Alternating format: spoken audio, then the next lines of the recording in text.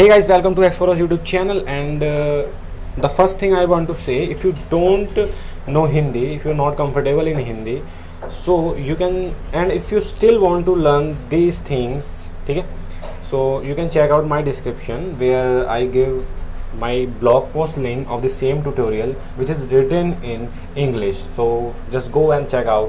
Okay, so if you know Hindi, just continue. So ये हिंदी भाइयों के लिए मेरी वीडियो एक्चुअली में क्या है, मेरी इंग्लिश स्पीकिंग थोड़ी कमज़ोर है, हालांकि मेरी इंग्लिश राइटिंग काफ़ी अच्छी है। तो ब्लॉग पोस्ट में मैंने लिख दिया है इंग्लिश में, आपको पढ़ना है तो पढ़ सकते हो, ठीक है। वहाँ पे मैंने थोड़ा पिक्टोरियल रिप्रेजेंटेशन भी दिया है, ठीक है। तो यहाँ हिंदी में हम देखने वाले हैं इस वीडियो को। तो भैया टाइटल है डीप स्कैनर, ये किसी भी डायरेक्टरी को डीप स्कैन करेगी, यानी कि इट डजंट मैटर कि उसके अंदर कितने फोल्डर्स हैं, ठीक है। उस फोल्डर, उस गिवन डायरेक्टरी में, उस गिवन फोल्डर में कितने सब फोल्डर्स हैं, ये इस स्क्रिप्ट को कोई फ़र्क नहीं पड़ता। ये बिल्कुल डीप स्कैन करेगी और यूज़र ने जो भी फाइल कही है लाने को, फाइल मतलब एक्सटेंशन, लाइक उसने बोला है कि सारी MP3 फाइल दे दे मेरे को, ये मैं दे रहा हूँ तेरे को डायरेक्टरी, सारी MP3 फाइल दे दे कहीं से, मुझे नहीं पता, आई डोंट केयर। तो ये स्क्रिप्ट ला के दे देगी, ठीक है, मुँह पे मारेगी उसके रिटर्न। तो अपने फ़ोन को थोड़ा दूर रखना ताकि मुंह पे ना लग जाए। ओके, तो खोलते हैं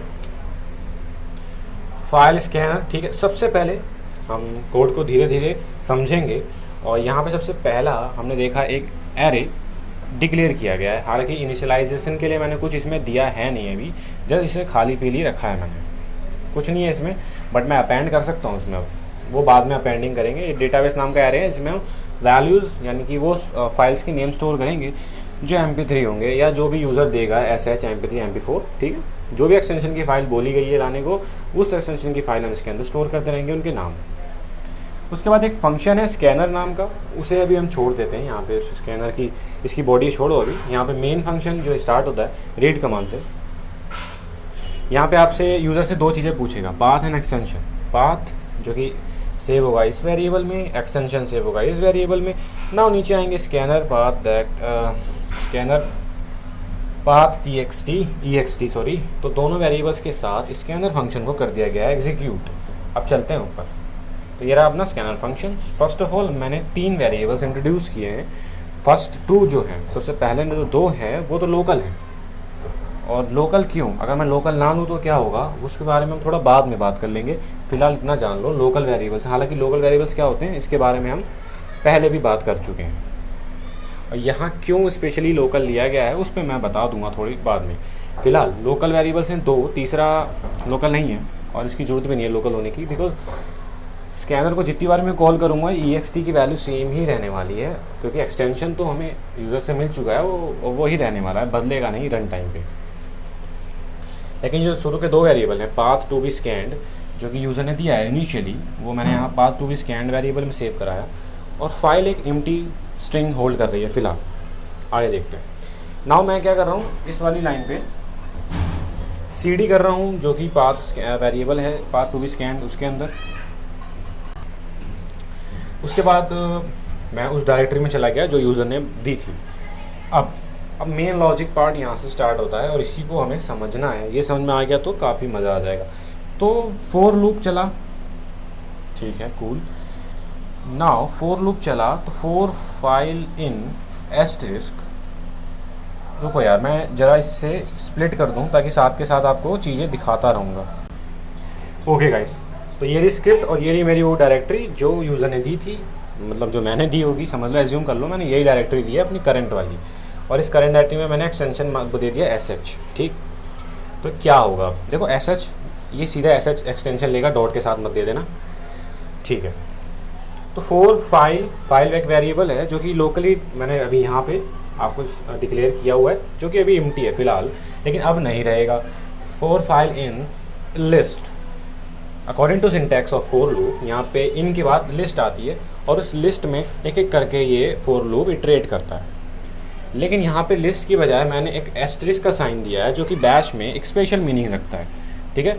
एज अ यूनिवर्सल सेट काम करता है ये। फ़िलहाल मैंने इसे जिस डायरेक्टरी में यूज़ किया है, अब आपको पता होगा मैं किस डायरेक्टरी में हूँ, मैं cd कर चुका हूँ ऑलरेडी, हालांकि मैं पहले भी इसी डायरेक्टरी में था, बट यूज़र ज़रूरी थोड़ी अपनी करंट डायरेक्टरी देगा। मैं तो एज्यूम कर रहा हूँ ऐसी करंट डायरेक्टरी दे दी, कुछ भी डायरेक्टरी देगा यूज़र तो उस डायरेक्टरी में हम पहुँच जाएंगे। उस डायरेक्टरी में जब एस्टरिस्क का निशान, सिंबल एस्टरिस्क का यूज़ होगा, तो उस डायरेक्टरी में करंटली जो भी फोल्डर्स फाइल्स होंगी उन सब की एक लिस्ट बन जाएगी, और ध्यान रहे डिक्शनरी ऑर्डर में उनके नाम होंगे उस लिस्ट में, और वो यहाँ पे एस्टेरिस्क की जगह रिप्लेस हो जाएगी। देन फॉर लूप उसमें एक एक करके इटरेट करेगा। यानी कि अगर मैं इस डायरेक्टरी को एज्यूम करता हूँ और इसमें एस्टेरिस्क लगेगा, तो यानी कि फॉर लूप कुछ अब इस तरीके से दिखेगा। फॉर फाइल इन एस्टेरिस्क की जगह बैश एस्टेरिस्क को हटा देगा, तो उसके बाद आएगा debug.sh।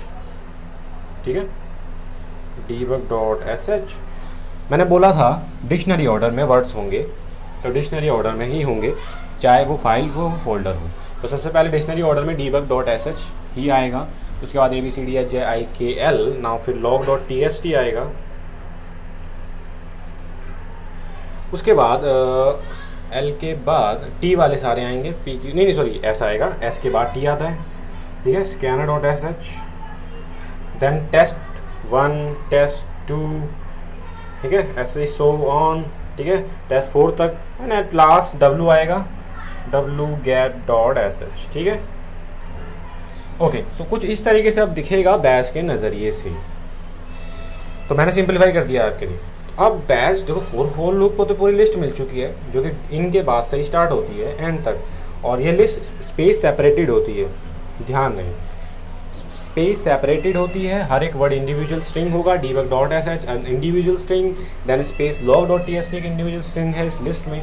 तो एक एक करके फॉर लूप इसे उठाएगा। तो सबसे पहले लिस्ट में सबसे पहला आइटम कौन है, debug.sh, उसे उठाया फॉर लूप ने और फाइल में डाल दिया। ठीक है, नाउ फाइल की वैल्यू आपको पता है इस समय debug.sh है। अब मैं इफ़ कंडीशन पे आता हूँ। ठीक है, तो इफ़ कंडीशन के अनुसार मैं यहाँ पे चेक कर रहा हूँ क्या गिवन फाइल की जो वैल्यू है क्या वो डायरेक्टरी है।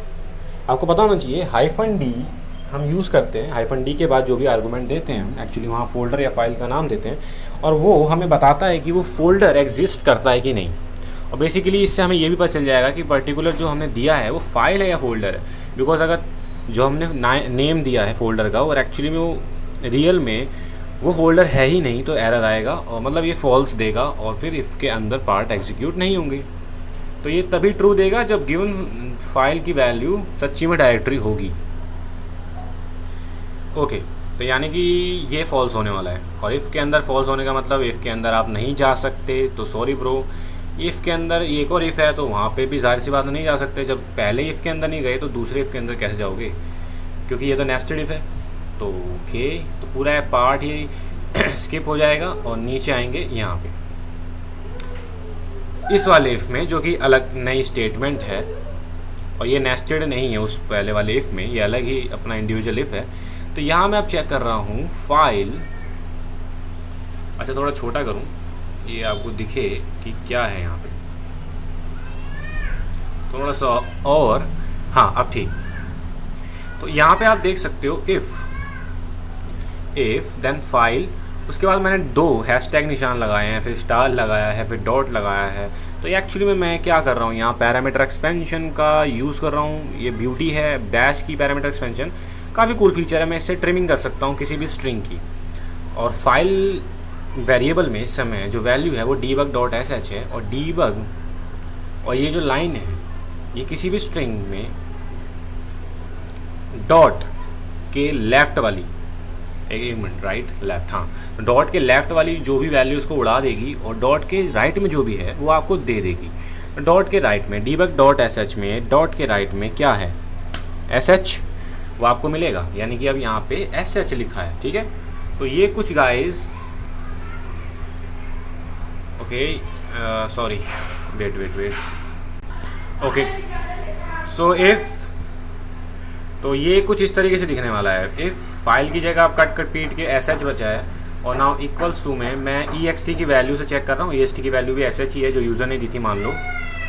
देन व्हाट विल हैपन, हमने ट्रू sh बराबर है sh के, यस। तो इफ़ पास हो चुका है, अंदर आएंगे देन वाले पार्ट में, और देन यहाँ पे मैं क्या कर रहा हूँ डेटाबेस में अपेंड कर रहा हूँ, database plus equals to, then append कैसे करते हैं आपको पता ही है, एरे वाला मेरा कुछ चैप्टर देख लेना बैश सीरीज़ का। तो यहाँ पे फाइल की जगह फाइल की वैल्यू debug.sh, तो हमने सेव कर लिया उसका नाम फाइल का, दैट्स इट। अभी इंटरेस्टिंग नहीं आया पार्ट, इंटरेस्टिंग पार्ट तब आने वाला है जब फोल्डर्स आएंगे। फाइल्स आ रही हैं तब तक तो ठीक है, लेकिन जब फोल्डर आएंगे हम उस फोल्डर के अंदर जाना पड़ेगा, उस फोल्डर के अंदर कोई फोल्डर होगा तो उस फोल्डर के भी अंदर जाना पड़ेगा, तभी तो डीप स्कैनिंग होगी ब्रो। सो कैसे, चलो देखते हैं। अकॉर्डिंग टू फॉर लूप जो मैंने अभी लिखा था इससे पहले, तो इसके अनुसार debug.sh के बाद log.txt आएगा, उसके लिए भी सेम टू सेम चलेगा, बस शर्ते एक फ़र्क है यहाँ आएगा। अब यहाँ पे txt है, तो अब txt इक्वल्स टू sh बराबर नहीं है तो फॉल्स रिटर्न होगा, डेटाबेस में कुछ भी अपेंड नहीं होगा, तो ये पार्ट भी एग्जीक्यूट नहीं होगा, और ये तो जाहिर सी बात है नहीं होगा क्योंकि वो फाइल है, डायरेक्टरी नहीं। अब scanner.sh, okay, so now scanner.sh हाँ st ठीक है, scanner.sh आएगा, तो इसके लिए भी सेम थिंग होगी, डायरेक्टरी नहीं है, ये पूरा पार्ट ही एग्जीक्यूट नहीं होगा ये वाला। एंड फिर देन इस वाले पार्ट में आएंगे sh बराबर sh, तो डेटाबेस में ये भी अपेंड हो जाएगा। ओके, तो अब तक डेटाबेस में debug.sh scanner.sh दोनों अपेंड हो चुके हैं, और log.txt के लिए भी फॉर लूप चल ही चुका है, बट वो डेटाबेस में अपेंड नहीं हुआ। अब आई मेन लॉजिक, जो कैडा लॉजिक है वो है test1। अब फाइल की वैल्यू test1 है, अब यहाँ पे जब चेकिंग करी तो यस test1 नाउ डायरेक्टरी है, वो एक फोल्डर है, तो चूंकि वो फोल्डर है और ये पार्ट एग्जीक्यूट हो जाएगा तो ठीक है। अब इस इफ़ के अंदर एंट्री मिल चुकी है, देन के बाद वाला पार्ट अब देखते हैं। देन के अंदर एक और इफ़ है, ये जस्ट मैंने टाइम सेव के लिए लगाया ये वाला इफ़ पार्ट, आप चाहें तो पूरा का पूरा ये इफ़ ब्लॉक हटा सकते हैं और ये दोनों लाइनें ऐसे ही इस इफ़ वाले ब्लॉक में लिख सकते हैं। एंड्रॉयड फोल्डर एक्चुअली में आपके फ़ोन में आपको देखा ही होगा, एंड्रॉयड फोल्डर, इसके अंदर बहुत कचरा होता है, सारे ही ऐप्स का कुछ ना कुछ डेटा इसके अंदर होता है। तो मैं नहीं चाहता था, जब स्क्रिप्ट टेस्ट कर रहा था तब मैं नहीं चाहता था कि ये वाला फ़ोल्डर मेरा जो स्कैनर है उसको स्कैन करे, बिकॉज काफ़ी टाइम ज़ाया होगा, और इस फोल्डर में किसी की फ़ाइल होती भी नहीं है, ठीक है। तो प्रैक्टिकली इसको हम स्किप कर सकते हैं, बाकी it's all up to you. तो मैं यहाँ पे स्किप कर रहा हूँ। तो अकॉर्डिंग टू दिस लॉजिक यहाँ पे फाइल की वैल्यू अगर एंड्रॉयड है, अच्छा एक और चीज़, एक्सक्लेमेटरी का साइन मैंने आपको बता रखा होगा, इसे नॉट बोलते हैं, ये आप किसी के आगे लगाएंगे तो उसका उल्टा हो जाता है। मैं बताता हूँ। सबसे पहले तो आप जब फाइल को एंड्रॉयड से कंपेयर करेंगे, फाइल की वैल्यू क्या है बताओ इस समय, test1 है, जी हाँ, test1 को एंड्रॉयड से कंपेयर किया, क्या दोनों इक्वल हैं? ऑफ कोर्स नॉट, नहीं, ये दोनों स्ट्रिंग इक्वल नहीं है ना, तो फॉल्स आएगा। अब फॉल्स के आगे मैंने लगाया है ये एक्सक्लेमेटरी का साइन, तो इसको उल्टा कर देगा, फॉल्स का बना देगा ट्रू। इफ़ के अंदर अल्टीमेटली टोटली वैल्यू क्या बचा, ट्रू। तो इफ़ के अंदर अगर ट्रू होता है तो इफ़ के अंदर हम घुस सकते हैं, जाहिर सी बात। तो इफ़ के अंदर घुस गए, देन वाला पार्ट एग्जीक्यूट होगा, और यहाँ पे स्कैनर, अच्छा यहाँ पे देखो स्कैनर दोबारा से इसी फंक्शन को इसी के अंदर से वापस से कॉल कर रहा हूँ, और इसी को रिकर्जन ही बोलते हैं एक्चुअली में, ठीक है। तो आप रिकर्जन के बारे में गूगल कर सकते हैं, नहीं यहाँ तो मैं सारा बताने वाला हूँ। स्कैनर, फाइल और ext, स्कैनर दो आर्गूमेंट चाहिए होंगे, तो पहला आर्गूमेंट फाइल दिया, तो पहले फाइल की वैल्यू क्या थी, मतलब जब इनिशियली स्कैनर को रन किया था तो फर्स्ट आर्गूमेंट था जो यूज़र ने डायरेक्टरी दी थी। अब सेकंड टाइम जब स्कैनर को रन कर रहा हूँ मैं खुद अपने आप से एज अ प्रोग्रामर, तब फर्स्ट आर्गूमेंट की जो वैल्यू है वो डायरेक्टरी नहीं है जो यूज़र ने दी थी, अब ये है उस यूज़र द्वारा जो दी गई डायरेक्टरी थी, उसके अंदर मुझे कोई एक और डायरेक्टरी मिली है, तो उसके अंदर मुझे जाना है, तो इसलिए मैं उस डायरेक्टरी को दे रहा हूँ। यानी कि स्कैनर ये कॉल कुछ इस तरीके से दिखने वाली है, test1, और ext की वैल्यू तो sh है ही, यूज़र ने जो दी थी वो है, हमने चेंज नहीं करा इसमें। तो ये स्कैनर फंक्शन इस वैल्यूज़ इन आर्गूमेंट्स के साथ दोबारा से कॉल हुआ, तो अब क्या होगा, अब मैं बता दूं, आपका जो CPU है वो एक प्रोग्राम काउंटर हैंडल करके रखता है, और उसे पता है कि आपका प्रोग्राम कब कहाँ से जंप कर रहा है। Specially in the case of recursion, वो सारे फंक्शंस को प्रोग्राम में मेमोरी में सेव करके रखता है, उनका डेटा, क्योंकि हर फंक्शन, जब आप किसी फंक्शन को उसी फंक्शन से कॉल करते हो तो इसे रिकर्जन बोलते हैं, और रिकर्जन वाला केस CPU काफ़ी अच्छे से हैंडल करता है, और स्पेशल केस होता है। एक्चुअली में एक स्टैक मेंटेन करता है, स्टैक एक लेमन लैंग्वेज में कहूँ तो ये जस्ट मेमोरी है, ठीक है। तो मेमोरी में ही स्टैक के आप इंडिविजुअली सर्च कर सकते हो वैसे, बाकी मैं आपको बता रहा हूँ थोड़ी लेमन लैंग्वेज में कि ये मेमोरी में सेव करके रखता है आपका फंक्शन एग्जीक्यूट कहाँ से हुआ था, किस डेटा के साथ हुआ था, आपके फंक्शंस में क्या क्या डेटा पड़ा हुआ है, लोकल वेरिएबल्स उनके जो भी है वो सब सेव करके फंक्शन के लिए रखा हुआ है। और जब तक वो फंक्शन अपनी सारी एग्जीक्यूशन स्टेटमेंट्स को पूरी ना कर दे, यानी कि फंक्शन तब तक या तो वहाँ फंक्शन एग्जिट हो जाए, ठीक है, एक्सप्लिसिटली आप फंक्शन को एग्जिट कर दो एग्जिट कमांड डाल के, या अगर एग्जिट ना डालो तो फंक्शन अपने आप एग्जिट तभी होगा जब या तो बीच में कोई एरर आए, तो जो एरर तो यहाँ है नहीं कोई, तो अब फंक्शन एक ही चारा बचता है, फंक्शन तभी ख़त्म होगा जब वो अपनी सारी स्टेटमेंट जो भी उस फंक्शन के अंदर लिखा गया है बॉडी पार्ट सब ख़त्म हो जाए। तो वो तो ख़त्म हुआ नहीं अभी, आप देख सकते हो अभी तो फोर लूप में काफ़ी चीज़ें थी, अभी तो टेस्ट 1 तक ही पहुँचे ना, test 2 test 3 test 4 and wget.sh, इनका क्या, अभी फोर लूप बाकी है, अभी फोर लूप यहीं पे पहुँचा हुआ है। तो अभी ये फंक्शन जो इनिशियली रन हुआ था स्कैनर वाला, वो अभी ख़त्म नहीं हुआ है, ना तो एरर आया था ना एग्जिट कमांड डाली है, तो वो अभी मेमोरी में पड़ा हुआ है, उसे मेमोरी से वाइप आउट नहीं किया गया है। तो आपके CPU ने उसको संभाल के रखा हुआ है, और जब तक उसने उसे संभाला हुआ था आपने क्या करा, आपने दोबारा से कॉल कर दिया उसी फंक्शन को। तो अब यहाँ पे कंफ्यूजन क्रिएट हो जाएगी CPU के लिए, अगर उसने सब खिचड़ी कर दी एक ही में डाल दिया तो आपके दूसरी कॉल को फंक्शन की वो अलग ही मेमोरी में सेव करके रखेगा, उसका डेटा अलग रखेगा, और जो पहले वाला फंक्शन था इनिशियली जो रन हुआ था वो अभी पूरा नहीं हुआ है, तो इसलिए वो भी मेमोरी में सेव है, और जहाँ पे वो पॉज हुआ है, मतलब जहाँ तक वो पूरा कर चुका अपना काम, वहाँ तक वो चीज़ भी सेव करके रखी है CPU ने, ताकि तब इन फ्यूचर जब आप उस प्रोग्राम पे वापस आओ इनिशियल वाले पे, पहले वाले पे, तो आप वहीं से स्टार्ट करोगे जहाँ पे आपने काम छोड़ा था, ये नहीं कि आप शुरू से काम वहाँ से चालू हो जाएगा। ठीक, अभी अभी इस थ्योरी पार्ट को प्रैक्टिकली समझने वाले हैं आप। चलो देखें, तो मैंने स्कैनर को सेकंड टाइम, आप गिनते रहना, सेकंड टाइम कॉल किया है अभी, ठीक है, TST1 वैल्यू के साथ और AXT की वैल्यू SH। तो दोबारा से हम यहाँ पे स्टार्टिंग में आ चुके हैं, ठीक है, तो ठीक है, स्कैनर अब दोबारा से रन होगा।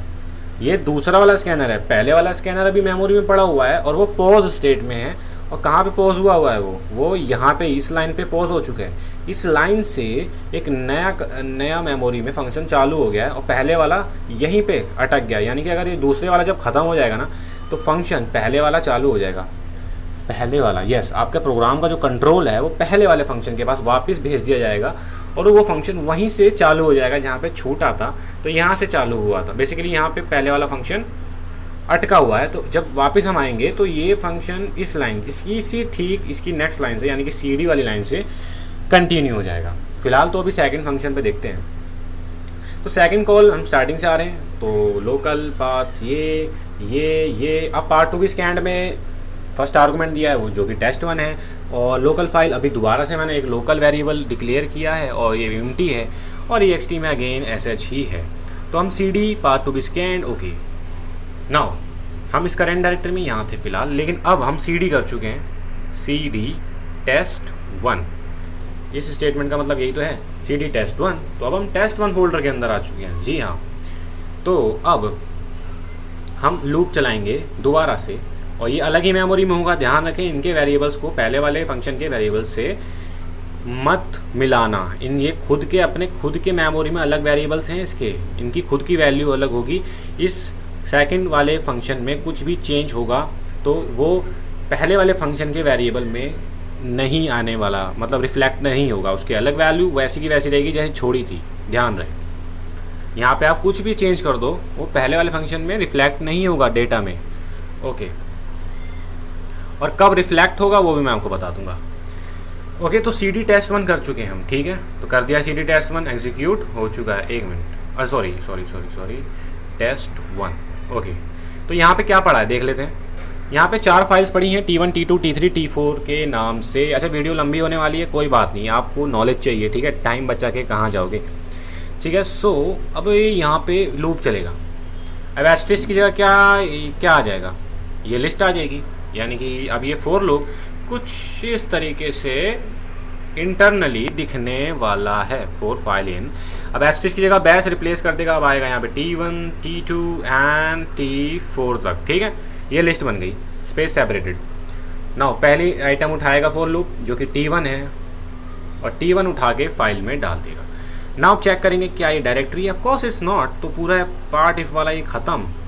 नाउ यहाँ चेक करेंगे क्या इसमें एक्सटेंशन, पहली बात तो डॉट ही नहीं है, तो यहाँ पे कुछ नहीं, एम्प्टी स्ट्रिंग आने वाला है, एम्प्टी से एम्प्टी कंपेयर करें, मतलब एम्प्टी से SH कंपेयर करेंगे तो नहीं होने वाला, तो ये भी एग्जीक्यूट नहीं होगा। ओके, सिमिलरली अब T2 की बारी, then T3 T4 and then क्या T4 के बाद तो वैल्यू है ही नहीं, लिस्ट ख़त्म, यानी कि फोर लूप ख़त्म। चलो देखते हैं अब क्या होगा। जब एट लास्ट T4 था तब T4 का जब चेक किया तो डायरेक्टरी नहीं थी और ये डेटाबेस में भी अपेंड नहीं हो पाया। तो अब फोर लूप ख़त्म। फोर लूप के बाद यानी कि डन के बाद अब कोई स्टेटमेंट बची है क्या इस फंक्शन में? नहीं, इस फंक्शन ने अपना सारा काम कर दिया, सारी स्टेटमेंट्स एग्जीक्यूट कर दी, यानी कि अब ये फंक्शन डेड होने के लिए रेडी है, मेमोरी से वाइप आउट होने के लिए भी तैयार है। तो CPU बिल्कुल भी झिझकेगा नहीं, इस फंक्शन को उठा के दे मारेगा, चल भाई निकल। तो ये सेकंड कॉल वाला फंक्शन गया भाई काम से, और CPU खाली नहीं बैठेगा। वो आपके जब आपके प्रोग्राम के पास अब सेकंड फंक्शन रहा नहीं तो आपका कंट्रोल वापस से वहाँ चला जाएगा जहाँ से आपका कंट्रोल छीना गया था। तो आपने कंट्रोल यहाँ से छिनवा दिया था स्कैनर की सेकंड कॉल से, और वापस से आपके इनिशियल स्कैनर फंक्शन पर आ चुके हैं, और यहीं से आपने स्किप किया था, पॉज किया था, जो भी कह लो आप, यहीं से स्टार्ट करेंगे और यहीं से आपका प्रोग्राम वापस स्टार्ट हो जाएगा। तो जब यहाँ से स्टार्ट होगा तो CD स्पेस डॉट डॉट, इसका मतलब आपको पता होना चाहिए एक डायरेक्टरी बैक होता है। इसका मतलब आप जिस भी डायरेक्टरी में हैं उसमें अगर एक कमांड डाल दें तो आप वहाँ से बैक हो जाते हैं। आप खुद ही देख लो मैं करके दिखाता हूँ। CD back dot dot and back. अब देखो मैं आ गया हूँ बैक जहाँ पे था, यानी कि अब मैं यहाँ पे हूँ, इस स्क्रिप्ट के अनुसार मैं इस डायरेक्टरी में हूँ फ़िलहाल। ओके, तो ये इफ़ वाला पार्ट के बाद इसमें कुछ है नहीं अब, तो इफ़ ख़त्म, और इस ऊपर वाले इफ़ में भी कुछ नहीं था तो इसमें भी ख़त्म। तो अभी यहाँ पे आते हैं इस स्टेटमेंट में, यहाँ पे देखेंगे फाइल की वैल्यू। फाइल की वैल्यू क्या है? आपको याद है पिछली बार फाइल की वैल्यू क्या थी? लास्ट टाइम फाइल की वैल्यू test1 थी। जब हमारा इनिशियल वाला, जब देखो इनिशियल वाला की देखो, जब test1 थी तभी तो डायरेक्टरी के अंदर घुसे थे और तभी सेकंड कॉल की थी, उस समय फाइल की वैल्यू test1 थी ना। अभी भी test1 ही है, क्योंकि अभी यहाँ पे ये पहला लूप ही ख़त्म नहीं हुआ है, मतलब ये लूप ख़त्म नहीं हुआ test1 के लिए पूरा। तो test1 को चेक करेंगे, ऑफकोर्स test1 में डॉट नहीं है, पहली बात तो वो फाइल ही नहीं है। तो अब आप यहाँ पे भी एक और कंडीशन लगा सकते हैं वैसे, कि आप पहले आप यहाँ पे चेक कर लें, अगर डायरेक्टरी थी तो आप ये चेक ही ना करें, ठीक है। एक और ऐड ऑन मैंने आपको बता दिया अगर आपको ऐड करना हो तो, ठीक। तो ये ख़त्म ना, फोर लूप का test1 वाला पार्ट ख़त्म। test1 के बाद लिस्ट में कौन है? test2, ठीक है भाई, test2 के लिए भी चलेगा। तो इफ़ डायरेक्टरी, हाँ बिल्कुल डायरेक्टरी है। एंड्रॉयड तो नहीं है नाम उसका, नहीं उसका नाम एंड्रॉयड नहीं है। स्कैनर कर दो भाई, दोबारा फंक्शन कॉल कर दो, और इस बार फाइल की वैल्यू test2 दी गई है। ओके, तो यहाँ पे आपका इनिशियल वाला बेचारा दोबारा पॉज हो चुका है और सेकंड कॉल दोबारा से नए सीरीज से चालू हुई है और दोबारा से एक नई मेमोरी में उसका जन्म हुआ है। तो अगेन लोकल वेरिएबल्स में पहले में test2, दूसरा फाइल स्ट्रिंग empty, AST में sh, CD कर दिया हमने। ओके, CD, सॉरी ये क्या कर रहा हूँ मैं यहाँ पे, CD test2। Okay, CD test2। अच्छा, इसमें कुछ पड़ा है? इसमें कुछ नहीं पड़ा गाइस। तो जब यहाँ पे डायरेक्टरी चेक करेंगे और जब हमने सेकंड फंक्शन कॉल की, यहाँ पे दोबारा से ये सब किया, ये भी किया, ये किया, और जब हमने लिस्ट मांगी एस्टेरिस्क लगाकर, तो भाई कुछ आया ही नहीं, तो लूप चलने ही वाला नहीं है। मतलब चलने से पहले ही वो ख़त्म हो गया, समझ रहे हो? लूप चलने से पहले ख़त्म हो गया कुछ, क्योंकि लिस्ट में कुछ आइटम ही नहीं है जो ये फोर लूप ख़त्म। ओके, तो फोर लूप चला ही नहीं, बात ही ख़त्म हो गई यहाँ। तो चलो ओके, तो यहाँ पे अब फोर लूप आगे चलेगा, मतलब नहीं, एक मिनट, ये सेकंड कॉल थी, मैं खुद भूल गया। सेकंड कॉल थी ना, सेकंड कॉल में अब कुछ बचा नहीं है। सेकंड कॉल के स्कैनर फंक्शन में कुछ बचा नहीं इसके बाद करने को, ये ख़त्म। और वापस से हम वहीं आएंगे जहाँ से छोड़ा था हमने, यहाँ छोड़ा था। तो इसके जस्ट ये तो एग्जीक्यूट ही हुआ था, तो इसके बाद से एग्जीक्यूशन स्टार्ट होगा, यानी कि ये again CD back. Okay, now मैं दोबारा यहीं पे हूँ। Okay, now again continue. तो अगेन ये वाला पार्ट एग्जीक्यूट नहीं होगा, बिकॉज आपको पता ही है। अब ऊपर आते हैं, फोर लूप आगे चलेगा test1 के बाद test3। ओके, test3 के लिए भी सिमिलरली CD test3 हो जाएगा। अब यहाँ कुछ पड़ा है क्या? my.sh, देखा यहाँ माल पड़ा था। तो जब हमने सेकंड कॉल की यहाँ से, तो अगेन पार्ट 2 भी स्कैन, आपको पता है test3 हो गया। File empty ex2 sh CD किया test3 में। अब यहाँ पे एस्टेरिस्क का साइन एक ही आइटम है my.sh, तो ये फोर लूप एक बार चलने वाला है, वो भी my.sh के लिए। फाइल की वैल्यू my.sh है।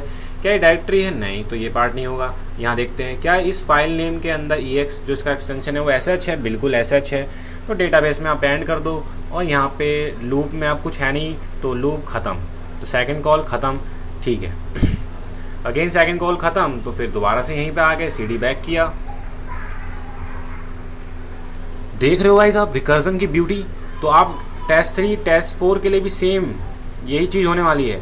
मैं आपको समझाना क्या चाह रहा था, बेसिकली रिकर्जन की ब्यूटी, प्लस आपको ये रिक्वेस्टेड वीडियो थी, जिस भाई को चाहिए थी वो उसे मिल गई है, प्लस एक बोनस के तौर पर रिकर्जन का टॉपिक भी यहाँ पे उभर कर आया है और वही मुझे समझाना था, समझ रहे हो। तो कोई भी डाउट हो तो मैं और ग्रुप में मिल जाऊँगा ऑलवेज, तो you can join my group, please check link in description. अगर वो खुले ना तो यू कैन यूज़ VPN या आप पर्सनली मुझसे बोल सकते हो, मैं आपको ऐड कर दूंगा। ठीक, मेरी आईडी है एक्सोरस टेलीग्राम पे। सो बाय।